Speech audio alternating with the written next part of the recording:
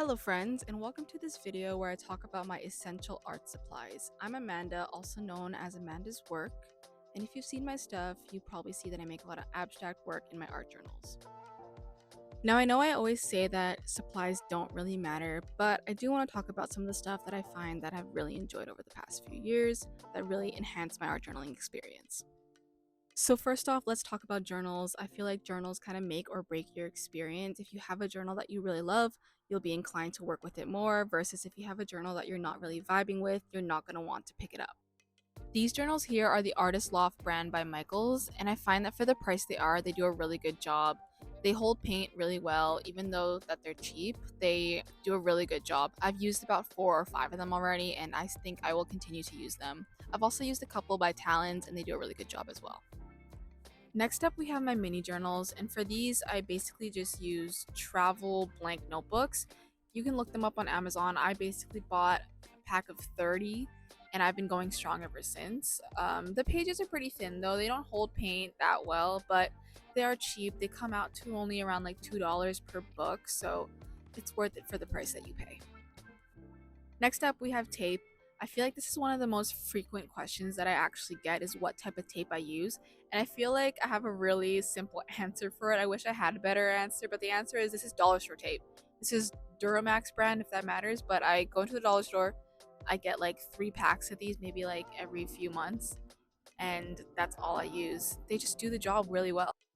And what really matters when it comes to tape is the technique that you use to apply it. That's all that matters compared to the actual product. When it comes to taping, you have to make sure that it's so secure and that the paint really bonds to the tape so that you'll get those really crisp lines when you pull the tape later on. I do find that this tape works a lot better than washi tape, for example. Like here you can see that the tape pulls are like really good.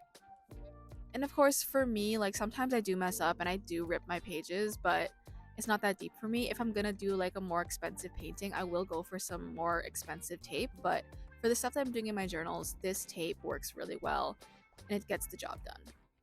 So my hot take is get tape from the dollar store and practice more your technique rather than buying really expensive tape. Thank me later. Okay, now we've come to paint, and I feel like paint is one of the most important things when it comes to mixed media and art journaling because we're so into making textures and different things. I really like to use stencil brushes because I find that it really gets me into the flow of things and the texture it makes is really nice. When it comes to paint, I feel like the best way to go is with acrylic paint. It just gets things done really easily and it also dries pretty quickly, especially if you put it outside in the sun. You can see here that I'm using the stencil brush and it gets those different types of textures. You get those kind of bristle effects.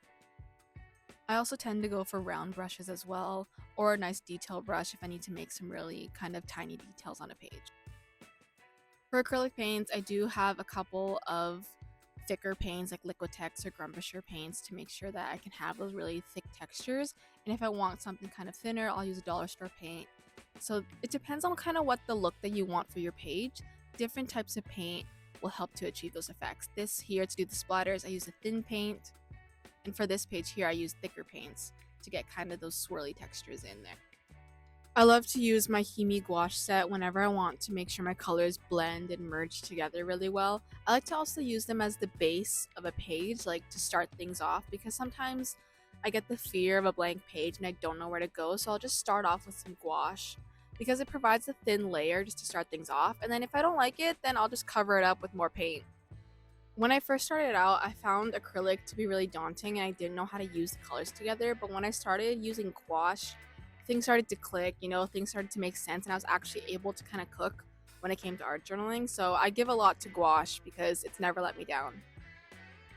Gouache can also be reactivated with water, so I've had this Himi gouache set for a very long time, maybe like 4 years, and there's still lots left with it.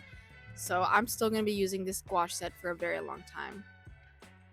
Now we have our acrylic inks, which I have just recently discovered them kind of last year, but I absolutely love them. They do such a great job when it comes to detail. And they also dry really fast. So if you want to do things like dots or like little stars and stuff like that, and you can just use a detail brush, you can get really great results. I've also been experimenting a lot with just making acrylic ink myself. So basically just watering down acrylic paint. But there is like some balance to it that you kind of have to figure out. But Acrylic ink is really the way to go when it comes to details or it comes to things like making paint splatters because you want that consistency. If the consistency is really good, you'll get really good results. Honestly, it can feel so obnoxious to talk about paint in this way, but like, I'm sorry, paint is not just paint, they're not all the same. Like, thick paint, thin paint, acrylic ink, they all create different results, so it is important to know which one is which. Like, I could not get this result if I used thick paint, I needed thin paint to do this. Okay, now we're at like the detail part of my pages, so things like pencil crayons, oil pastels, my go-tos to just finish things off. First up are these Prismacolors. If you're looking to invest in your art a little bit more, I think Prismacolors are the way to start because they do feel different. You feel a difference with them compared to using some regular pencil crayons. I know people say that they're not worth it for the price, but to me they are. To me, they are worth it. On the other hand, I know a lot of people who say to invest in oil pastels. I think the opposite. I love these Crayola oil pastels. They work so well, they feel fantastic. So it really is up to personal preference, honestly, when it comes to those things.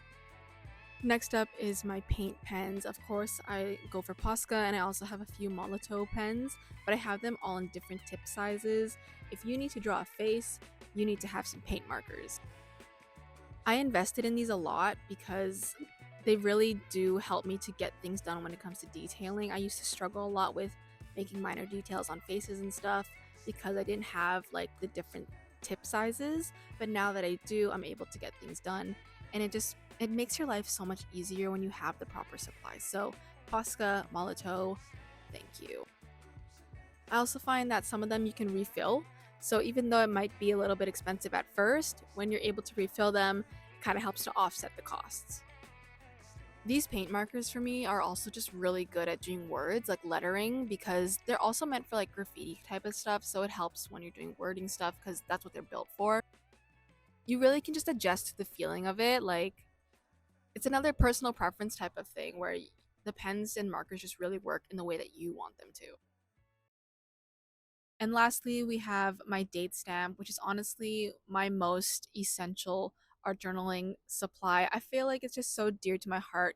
It's just one little extra flair that adds kind of an extra little bit of memory to my pages. So I really love it. I use it every single day and it's very dear to me. Well, there it is, all of my essential supplies. I hope you all enjoyed this video and maybe you will feel inclined to try some of these out. Let me know if there's some supplies that I should be trying. Maybe you know some stuff that I should try out. But thank you for watching this video, and I will see you soon when I've got some more art stuff to share.